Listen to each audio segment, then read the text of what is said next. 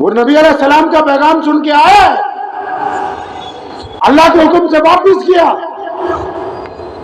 नबी अलैहिस्सलाम के पास एक देहाती आया मस्जिद नबी में, उसके कंधे पे गो रखी हुई, गो समझते हैं, खेतों में एक जानवर होता है बड़ा सा, मरी हुई गो शिकार करके लाया और नबी अलैहिस्सलाम के पास आ गया और आके कहने लगा, आप अल्लाह के सच्चे रसूल हैं? फरमाया, हाँ मैं अल्लाह का सच्चा रसूल हूँ। उसने गो नबी अलैहिस्सलाम के दरबार में आप सल्लल्लाहु अलैहि वसल्लम के सामने जमीन पर रखी।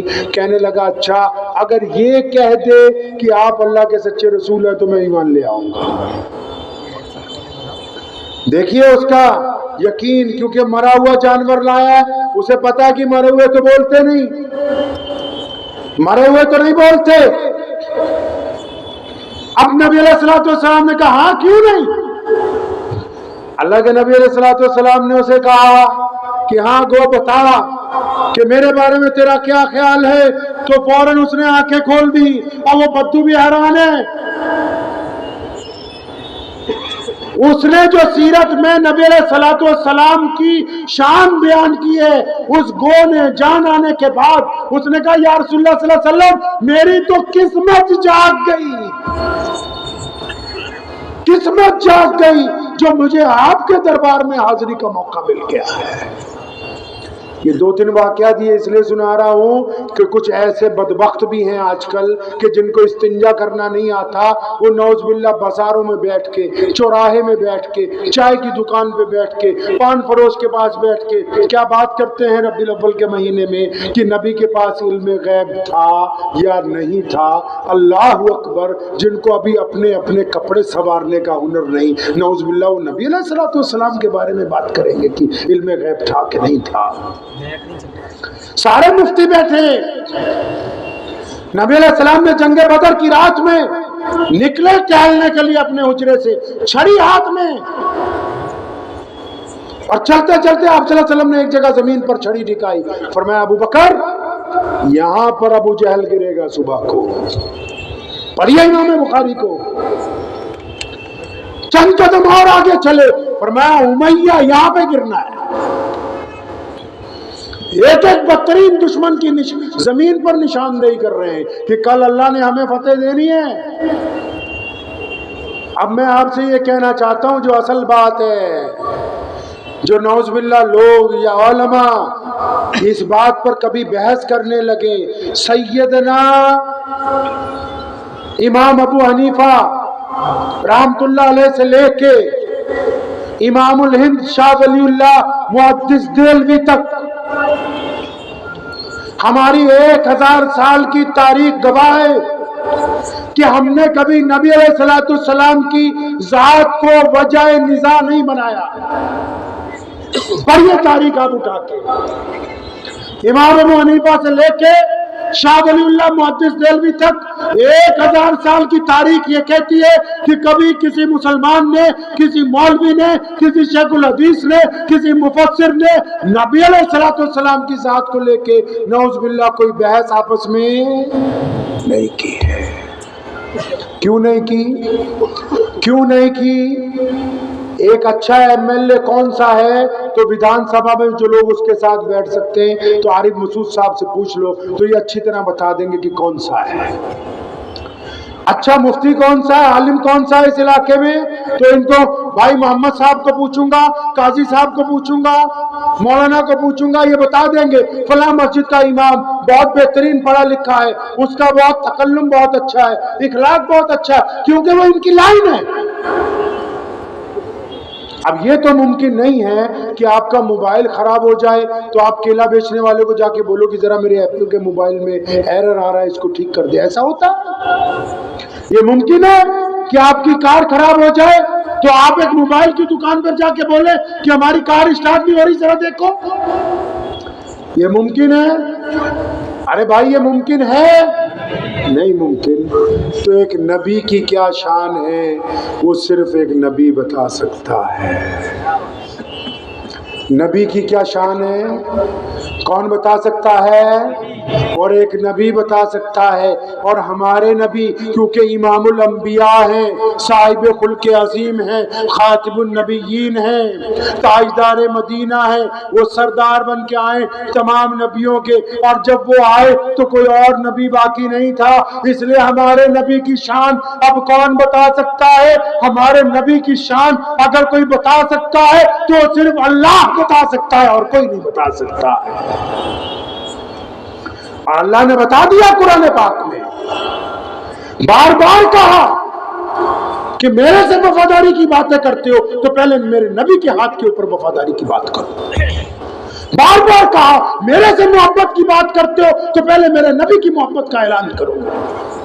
बंदा जब मर के कब्र में भी जाएगा ना, उसको पूछेंगे तेरा रब कौन है, वो कह देगा अल्लाह है। जब उसने अल्लाह का नाम ले दिया, इसकी जान छोड़ो, इसको जाने दो, फिर भी फरिश्ते पूछते तेरा दीन कौन सा है, वो कहता है तेरा दीन इस्लाम है। आगे इत्तला पहुंच जाती है कि अल्लाह ये तो आपको जानता है डायरेक्ट। पहला सवाल यही है कि तेरा रब कौन है। वो जब कह रहा है नमाजी है, मुत्तकी है, परहेजगार है कि मेरा रब अल्लाह है, आगे इत्तला पहुंच जाती है अल्लाह ये तो डायरेक्ट आपको जानता है। लेकिन आगे से फिर उधर से दोबारा ऐलान आ जाता है, नहीं नहीं, इससे ये पूछो कि मेरे नबी के बारे में इसका क्या ख्याल है। इससे पूछो मोहम्मद रसूलुल्लाह सल्लल्लाहु अलैहि वसल्लम को जानता कि नहीं, क्योंकि जब तक ये रसूलुल्लाह को नहीं जानता इसकी किसी बात का एतबार नहीं किया जा सकता। ये रसूलुल्लाह से हल्फ वफादारी लेगा तब हम समझेंगे कि ये अल्लाह को जानने वाला है। अब अल्लाह ने तो कह दिया कि ये साहिब खुल्क अजीम है, तो एक छोटा सा मसला समझ लीजिए। फतवे नहीं हम देते, लेकिन मशवरा जरूर मैं आपको भी और उलमा को देना चाहता हूँ कि जब नबी के 12 रबीउल अव्वल के दिन आते हैं तो आप अपने मसलक के मुताबिक कुछ भी कीजिए, नबी अलैहिस्सलाम की ज़ात को बना के एक दूसरे पर इल्ज़ामात मत लगाइए। मेरे नबी की शान ऐसी नहीं है कि आप उसको बहाना बना के किसी की इज्जत नीलाम करना चाहते हैं, आप उसको बहाना बना के मुसलमानों में निफाक डालना चाहे। नहीं, मेरे नबी अलैहिस्सलाम की जात तमाम इख्तिलाफात से पाक है। अरे एक बात तो समझो भाई, हर एक बंदे का एक दायरा होता है ना। एक बंदा कोतवाल लगाओ थाने में तो उस थाने में एक नक्शा रखा है कि इतने मोहल्ले, इतनी गलियां, इतने चौराहे तेरे पास हैं, वो उससे आगे नहीं जा सकता। एक बंदा जिले का अफसर लग जाए तो उसके दफ्तर में भी नक्शा लगा हुआ है कि इस जिले से आगे तेरी नहीं चलती। दायरा है ना, हर एक बंदे का एक दायरा है, हर एक बंदे की एक हैसियत है, हर एक बंदे की औकात है। कुछ बातें तो हमारी औकात से ऊपर की हैं कि नहीं है? अरे हमारी औकात से ऊपर की बातें हैं कि नहीं? जहां हमारा मियार ही नहीं पहुंचा, हमें अंदाजा ही नहीं। और जब हम इस मसले पे बहस करेंगे, दिल की तख्ती पे लिख जाइए कि दोनों में से एक ईमान से खारिज हो जाएगा, क्योंकि मेरे अल्लाह को तमाम बातों पे गुस्सा नहीं आता। अगर कोई उसके नबी की शान में बेअदबी कर दे तो मेरे रब को वो बंदा पसंद नहीं है। अब वो चाहे मुसलमान मुनाफिक हो, चाहे वो कोई और हो, अल्लाह करीम को वो बंदा पसंद नहीं है। तो इस बात को समझ लें कि नबी अलैहिस्सलाम की जात को वजह निज़ा कभी नहीं बनाएंगे। सहाबा का ये दस्तूर था, करूने औला के मुसलमानों का एक दस्तूर था। आज भी अहले अरब और यूरोप के मुसलमान उस बात को लेके चलते। कुरान में अल्लाह ने कहा ना, अपनी आवाज मेरे नबी की आवाजों से धीमी कर लो। अब नबी तो हमारे दरमियान मौजूद नहीं है। अब मुसलमान क्या करते हैं पूरी दुनिया के, हमें छोड़ के, हम उस क्वालिटी में अभी नहीं आए। जब दो गिरोह लड़ते हैं आपस में, जब मुसलमानों के दो फर्द आपस में कोई बहस थे, तो तीसरा बंदा वहां पहुंच जाता है और जोर से खड़ा होकर कहता है सल्लु अलन नबी, कि मेरे नबी पर दरूद भेजो। दोनों लड़ने वाले पीछे हट जाते हैं। कोई बीच में खड़ा होकर कह देता है सल्लल्लाहु अलैहि वसल्लम, लड़ने वाले पीछे। लड़ाई खत्म क्यों? अरे जहां नबी पर दरूद भेज दिया गया, अब वहां बहस करने की कोई गुंजाइश नहीं रही है। तो नबी अलैहिस्सलाम की जो आला किरदार की जिंदगी है, क्या उसको भी हम अपनाएंगे कि नहीं अपनाएंगे? इंशाअल्लाह। अरे बोलिए, अपनाएंगे कि नहीं अपनाएंगे? अपनाने के लिए तैयार है इंशाअल्लाह। तो मैंने आपसे फतवा पूछा था कि वो पजामा टखनों से ऊंचा कर दे तो आपने कहा जन्नत में चले जाएंगे, और मैंने कहा नीचा कर दे तो आपने क्या कहा? क्या? तो आरिफ भाई, जब मैं छोटा था मदरसे में पढ़ने गया, पहले तो 10वीं तक स्कूल में पढ़ते रहे, तो जब मदरसे में पढ़ने गया तो पजामा इत्तफाकन टुकड़ों से नीचा था। तो मुझे 2-3 मौलवियों ने टोका, तो उन्होंने कहा कि भैया इसको ऊंचा कर ले तो जहन्नुम में जाएगा। तो उनकी बात दुरुस्त लगी मुझे, तो लेकिन उन्होंने मुझे राज की बात भी बताई कि अगर ये ऊंचा रहेगा तो आप जन्नत में जाओगे।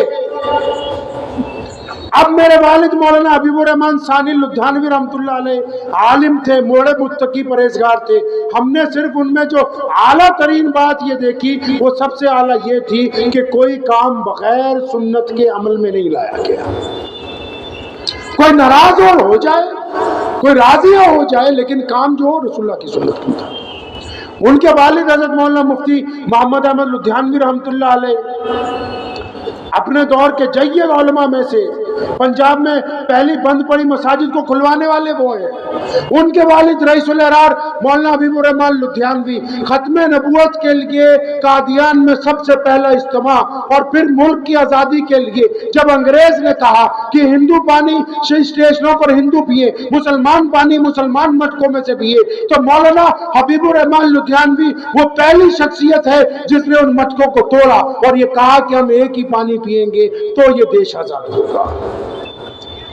वो मौलाना हबीबुर रहमान लुधियानवी जिसने शहीद आजम भगत सिंह के घर वालों को उस वक्त अपने पास रखा जब अंग्रेज उनको आतंकवादी कहता था और कोई शहीद आजम भगत सिंह के भाइयों को बहनों को पनाह देने के लिए तैयार नहीं था। वो मौलाना हबीबुर रहमान लुधियानवी जिसने मजलिस एहरार का क़याम किया, जिसने क़याम वक्त पाकिस्तान के वक्त ये कहा कि हम इसी रुए जमीन पर रहेंगे, हम नहीं जाएंगे अपने मुल्क को छोड़ के। तो उनके वालिद मौलाना ज़करिया साहब लुधियानवी रहमतुल्लाह अलैह मुफस्सिर कुरान थे। फिर उनके वालिद हज़रत मौलाना शाह मोहम्मद साहब लुधियानवी रहमतुल्लाह अलैह फितना कादियानियत के खिलाफ 1884 में पहला फतवा मिर्जा गुलाम कादियानी के खिलाफ दिया, और फिर पूरे मुल्क में जब अंग्रेज की हुकूमत थी लोग बोलते नहीं थे उस फितने के खिलाफ, लोगों को इस बात से आगाह किया कि हमारे अगर कोई रहनुमा है, हमारा कोई खातिबुन नबीयीन है तो सिर्फ मोहम्मद रसूलुल्लाह है। फिर उनके वालिद मेरे जद्दे अमजद मौलाना शाह अब्दुल कादिर साहब लुधियानवी रहमतुल्लाह अलैह 1857 की जंग आजादी लड़ी, शहादतें हासिल की, दिल्ली तक पहुंचे और मुल्क की आजादी का पहला फतवा मौलाना फजल खैराबादी के साथ वहां पर दिया। मस्जिद फतेहपुरी के सेन में वो कब्र मौजूद है आज भी। ये वाकया इतना लंबा इसलिए सुना दिया बीच में मैंने कि जब उसने मुझे कहा कि जो बंदा नस्ल दर नस्ल मौलवी चला हुआ आ रहा है ना, जब उसने मुझे कहा कि पजामा ऊंचा करो जन्नत मिलेगी, तो मैंने घर जाते ही अपने अब्बा को टोका। मैं कहा एक बात में तो आप हमसे मजाक करते रहे। तो कहने लगे बेटा किस बात में? मैं कहा आप तो कहते थे कि अम्मी के पैरों के नीचे जन्नत है, ये इन्होंने बताया कि वो तो टुकनों में फंसी हुई है। आप तो कहते थे माँ के पैरों के नीचे जन्नत है। ये तो इन मुफ्तियों ने बताया जो सारा दिन मस्जिदों में चौराहों में खड़े हुए फतवा दे रहे हैं कि भैया तुम जहन्नुम में चले जाओगे। अब बुखारी इमाम बुखारी को देखते हैं, बात बिल्कुल दुरुस्त है, हक है।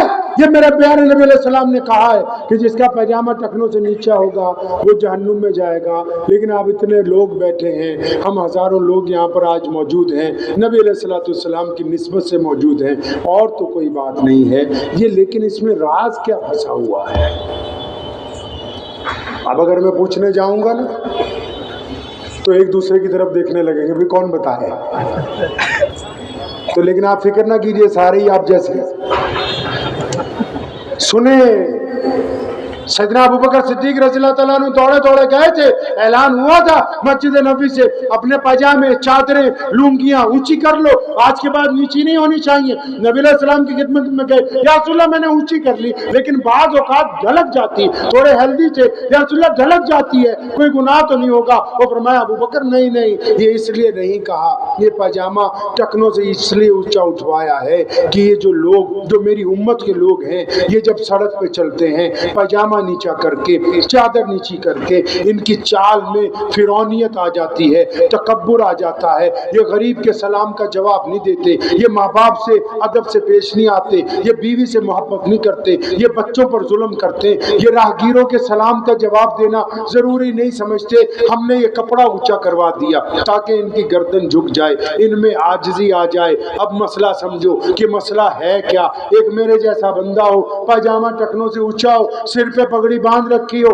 बेहतरीन दाढ़ी रखी हो और पूरा मौलवी और पूरा दीनदार बना हो, चिल्ले भी लगाए हो, या सुन्नी मुसलमान हो, जाता भी हो अजमेर शरीफ और अपने आप को दीनदार भी कहता हो, दावत का काम भी करता हो, हर एक तरह की जिम्मेदारी करता हो, लेकिन जब नमाज पढ़ने जाता है अपने बाप को सलाम करके नहीं जाता घर में से। पजामा टखनों से ऊंचा है लेकिन माँ बाप से बदतमीजी करता है, अपनी बीवी के चेहरे पे थप्पड़ मारता है, अपने बच्चों को गाली देता है, अपने पड़ोसियों पर जुल्म करता है, गरीब के सलाम का जवाब नहीं देता, राहगीर को रास्ता नहीं बताता, रास्ते में पड़ी हुई चीज को उठा के एक तरफ नहीं करता। तो फिर मियाँ साहब इस पाजामे को टुकनों की बजाय अगर घुटनों पे भी कर लोगे तो इस्लाम को आपसे कोई लेना देना नहीं है। अगर आपने इस्लाम की रूह को कत्ल कर दिया है तो फिर शरीयत को आपसे कोई मतलब नहीं। हम नमाज पढ़ने जा रहे हैं मस्जिद में, कितनी मस्जिदें यहाँ तो माशाल्लाह कदम कदम पे मस्जिदें। मैंने पहले आपसे पूछा कि आपकी मस्जिद में असहाबे सुफ़ा का वो चबूतरा कहाँ है, बताओ तो सही मुसलमानों। ये जो औरतें, ये बूढ़ियां, ये तुम्हारी बीवियां, किसी के बहन, ये जो लोग सूद लेने के लिए जा रहे हैं, ज़कात देने वाले कहाँ हैं वो लोग जो जाके पूछते नहीं मुफ्तियों से, उलमा से कि हमने ज़कात देनी है। प्यारे पैगंबर अलैहिस्सलाम ज़कात किस तरह देते थे, नबी अलैहिस्सलाम का क्या तरीका है, वो क्या चाहते हैं, बताओ तो सही, कुछ हमें कुछ कहो तो सही। नहीं नहीं, हम इसलिए नहीं पूछने जाते भाई क्योंकि हम तो खुद मुफ्ती बने हुए हैं। बोले अगर बच्चा बीमार हो जाए, अगर बच्चा बीमार हो जाए तो MBBS डॉक्टर से दवाई चाहिए। गाड़ी क्योंकि 25 लाख की खरीदी है, ये खराब हो जाएगी तो एजेंसी में ठीक होने जाएगी। मोबाइल क्योंकि 1.25 लाख का है, इसमें खराबी आ गई तो ये फिर कस्टमर केयर वालों के पास जाएगा, किसी आम दुकानदार से हम खुलवाएंगे नहीं। और जब दीन समझना है, डॉक्टर साहब भी फतवा दे रहे हैं, इंजीनियर साहब भी फतवा दे रहे हैं, रेडी वाला भी फतवा दे रहा है, पान बेचने वाला भी फतवा दे रहा है, चाय परोस भी फतवा दे रहा है, जो मोहल्ले में प्रेस कर रहा है वो भी फतवा दे रहा है। अल्लाह अकबर। दीन के अलावा सारी चीजें क्वालिटी की चाहिए और दीन आपको क्वालिटी का नहीं चाहिए है। हैरत की बात। एक साहब मुझे पूछने लगे कि हमें पहले ये बात पता नहीं लगी, हमारे यहाँ कहावत है पूरे देश में, आप तो अच्छी तरह जानती होंगे, आपके तो चाय भी माशाल्लाह कई तरह की मिलती है। कई लोग तो इसलिए नहीं मुखालफत करते कि अगर इनको कह देंगे चौधरी साहब सारी रात मत जागो, अपने घर में अपने माँ बाप के पास रहो, अपनी बीवियों का हक अदा करो, ये जो तुमने तरीका इख्तियार किया ये मोहम्मद रसूलुल्लाह के तरीके से मेल नहीं खाता। अब अगर कहेंगे मस्जिदों में सारे मौलवी तो आधे चौधरी कहेंगे नहीं यार इमाम बदलना पड़ेगा। अब दीन क्वालिटी का क्यों नहीं मिल रहा, दीन क्वालिटी का क्यों नहीं मिल रहा? अंदाज़ा लगाइए। मैं एक बहुत बड़े मुसलमानों के शहर में जाना हुआ, हैरत की बात आपको मैं बताता हूँ। उनसे हमने मालूम किया कि मेरे भाई आपके इमाम मस्जिद की तनख्वाह कितनी, तो चौधरी साहब ने, सदर साहब ने, मुतवल्ली साहब ने बड़े फ़ख्र के साथ कहा कि हम तो अपनी मस्जिद के इमाम को 9,000 रुपये देते हैं, 10,000 रुपये देते हैं। इस मजमे में ऐसे लोग मौजूद हैं अभी जिनकी जूती की कीमत 20,000 से ज़्यादा है। ऐसे मुसलमान मौजूद हैं जिनके हाथ में मोबाइल पकड़ा है और उसकी कीमत 1 लाख से ज्यादा है। ऐसे लोग हैं यहाँ पर कि जिनके पैरों में पहनी हुई जूतियां हजारों रुपए में आती हैं। अब आप खुद अंदाजा लगा लीजिए, जिस कौम के इमाम की तनख्वाह एक जूती की कीमत से भी कम हो, अब इनको इमामों की जरूरत ज्यादा है या जूतियों की जरूरत ज्यादा है, ये आप खुद समझ सकते हैं। मोहम्मद रसूलुल्लाह का वो दीन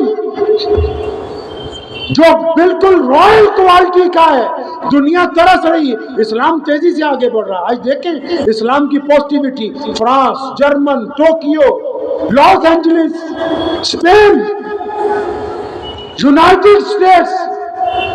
अभी देखिए हालिया इलेक्शनों के बाद भी तेजी के साथ इस्लाम बरक रफ्तारी से आगे बढ़ रहा है। क्यों? वहाँ कोई मुसलमान लड़ नहीं रहे हैं, किसी को गाली नहीं दे रहे हैं, उनका किरदार प्यारे नबी अलैहिस्सलाम की सुन्नत के मुताबिक है। वहाँ कोई मुसलमान किसी ईसाई को धोखा नहीं दे रहा, वहाँ कोई मुसलमान किसी यहूदी की बेटी की तरफ गंदी निगाह नहीं डाल रहा।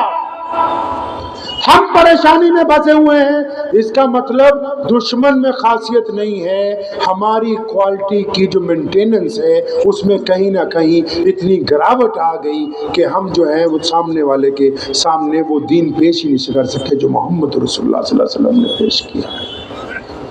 आपसे मैं किसी से पूछूं, अगर वक्त भी हो गया है 10-15 मिनट और, अगर आपसे मैं किसी से पूछूं जो स्टेज के नीचे बैठे हुए हैं, यहाँ तो मुफ्ती मौलवी बैठे सारे बता ही देंगे कि मस्जिद क्यों बनाई है, मस्जिद क्यों बनाई? आपका क्या नाम है? अब्दुल्ला। मस्जिद क्यों बनाई है? नमाज पढ़ने, इबादत करने के। अब घबराओ नहीं, बाकी सब भी तुम्हारे जैसे हैं, टेंशन नहीं लेना। अच्छा, अगर हम अपने प्यारे नबी अलैहिस्सलाम से पूछे या रसूलुल्लाह सल्लल्लाहु अलैहि वसल्लम मस्जिद क्यों बना रहे हैं,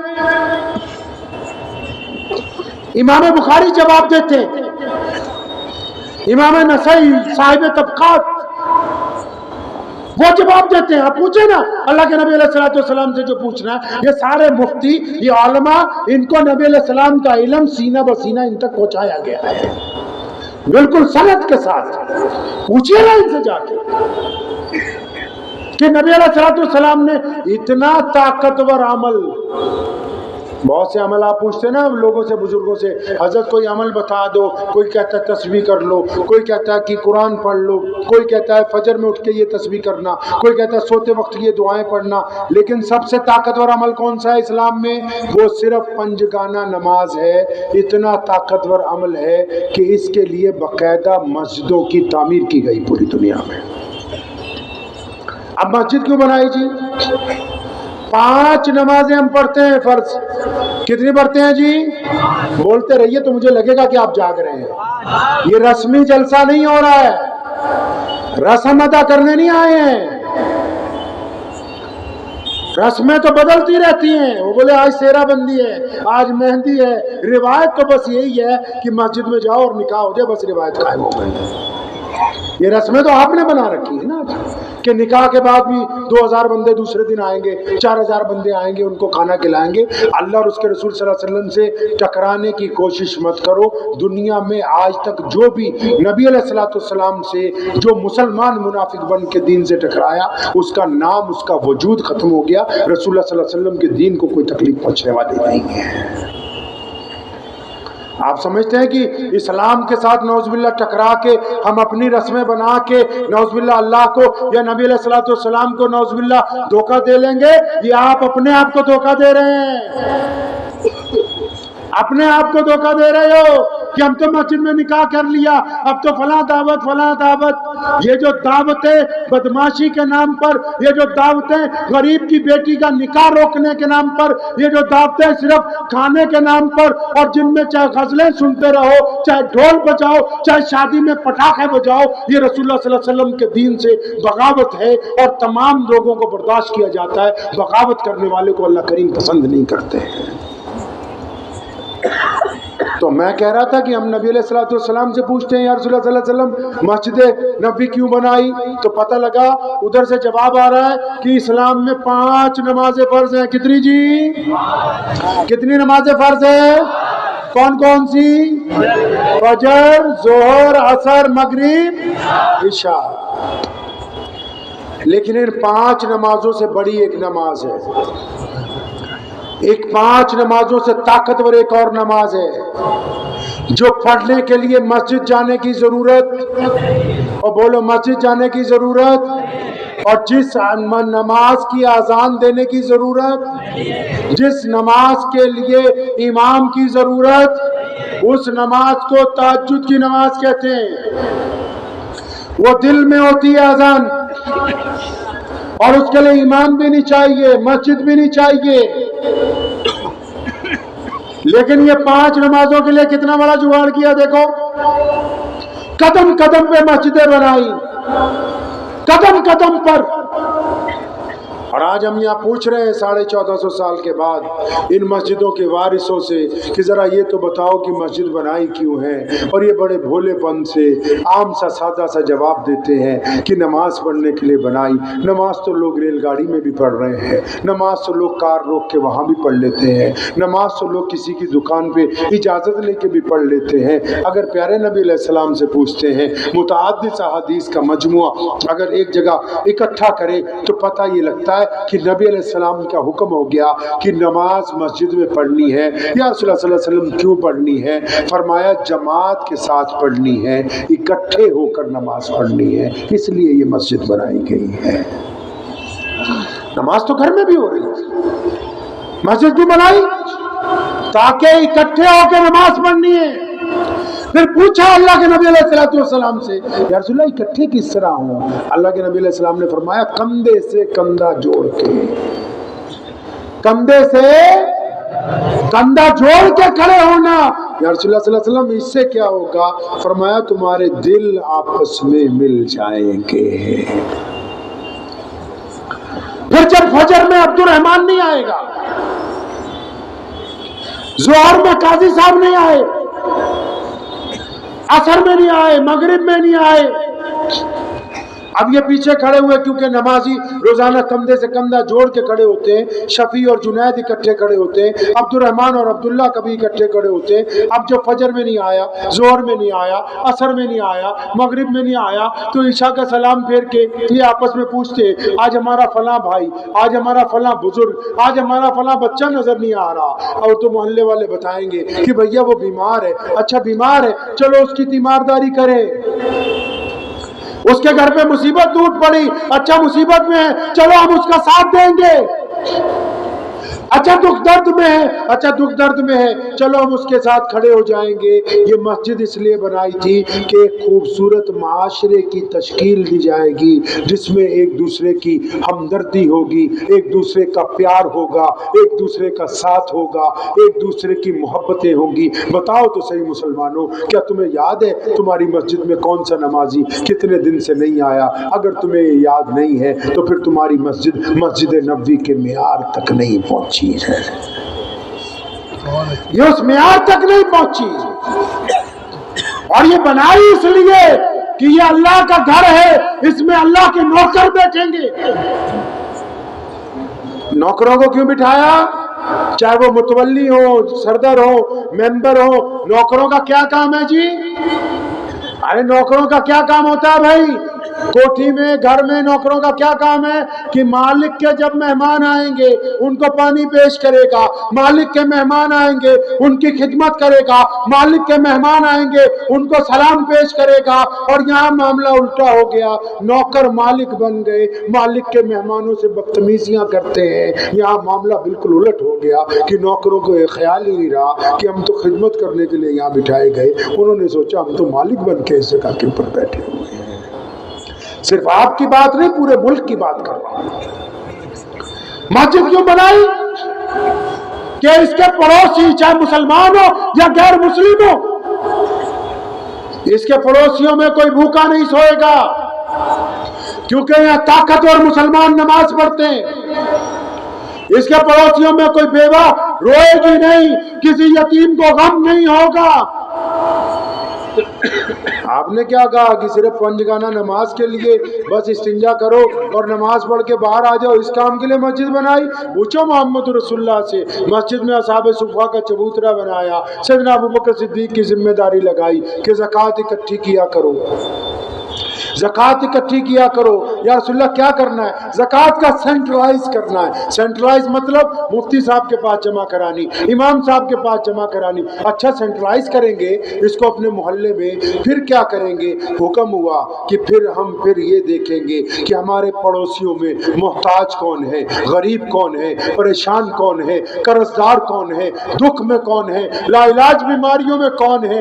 हम पहले उनको इतनी पैसे देंगे, हर साल इतनी दौलत देंगे कि वो साहिब ज़कात बन जाएं, कि वो साहिब ज़कात बन जाए। पूछो अपने मुफ्तियाने किराम से।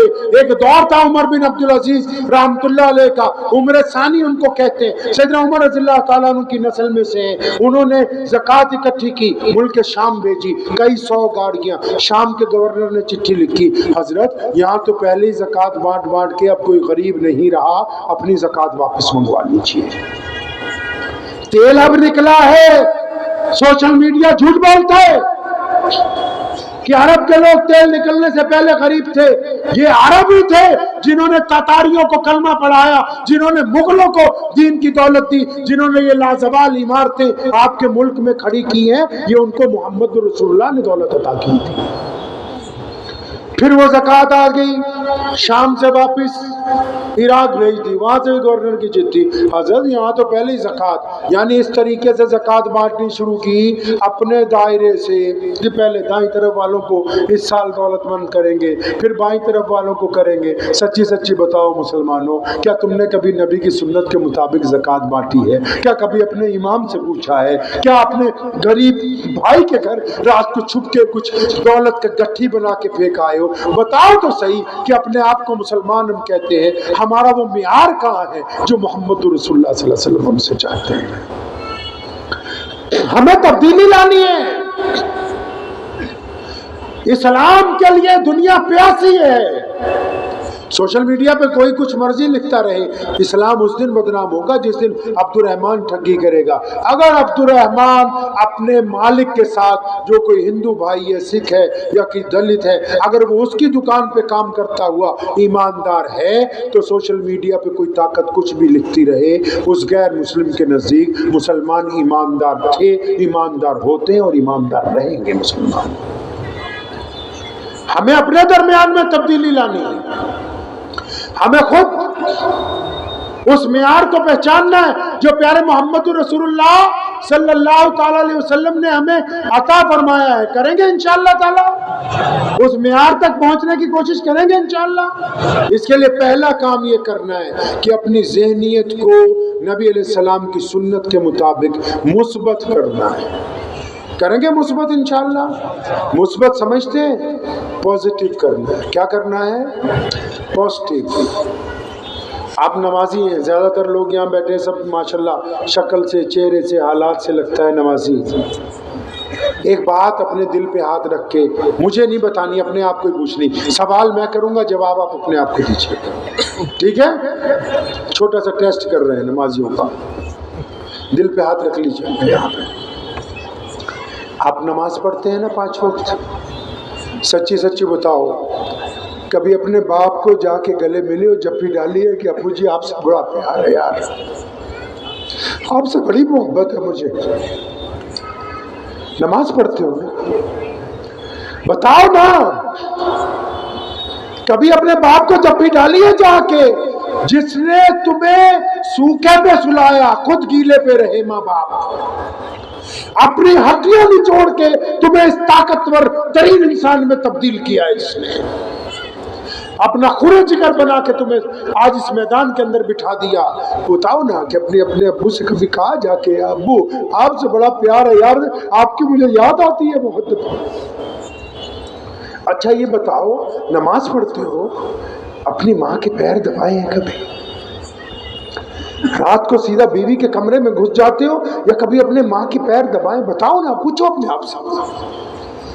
नमाज पढ़ते हो ना आप? कुरान ने कहा ना कि हमने नमाज इसलिए फर्ज की है ताकि तुम बुरे काम छोड़ दोगे, अच्छे काम करने लगोगे। पूछो ना इस दिल के ऊपर हाथ रख के, क्या कभी जिंदगी में किसी रोते हुए इंसान को इसलिए तुमने वक्त लगा के हंसाया हो कि यार मैं अपने रब की रजा के लिए इसको हंसा दूं, यार ये आज बहुत दुखी है। इमाम गजाली रहमतुल्लाह अलैह को जब इंतकाल हो गया, किसी के ख्वाब में आए, फरमाया गजाली कैसे मगफिरत हुई? कुरान बहुत लिखा, हदीसें बहुत लिखी। इतने बड़े इमाम थे, कहना यार कुछ काम नहीं आया। मैं एक दिन हदीस लिख रहा था, कलम उठाया, उसको स्याही में डुबोया, और जब वो कलम कागज़ पे रखा, वो जो स्याही का बबूला बना, तो इतनी देर में एक मक्खी आके बैठ गई उस पर, और वो स्याही के पानी को पीने लगी, क्योंकि गर्मी थी। मैंने कलम को रोक लिया कि अल्लाह की मखलूक है, इसको मक्खी को पानी पीने देता हूँ। कहते मैं मर गया। मेरे रब ने पूछा गजाली ये तो बता कि उस मक्खी को तूने पानी पीने का मौका क्यों दिया था? वो तो तेरी कोई तारीफ नहीं कर सकती थी, वो जाके लोगों को बता नहीं सकती थी। फरमाया अल्लाह मैंने इसलिए उसको पानी पीने दिया, मैंने कहा मेरे अल्लाह की मखलूक है आपकी मोहब्बत में। फरमाया अच्छा, फिर जो कोई मेरी मखलूक पर रहम करे तो मैं फिर उस पर रहम ना करूँ? अपने दिल पे हाथ रख के पूछो तो सही। तुम्हें पता है तुम्हारी बहन गरीब है, तुम जानते हो कि तुम्हारा कौन सा रिश्तेदार मोहताज है, साहिब माल होने के बावजूद कभी पैसों का पैकेट बना के उनके घर पे फेंक के नहीं आए तुम रात के अंधेरे में?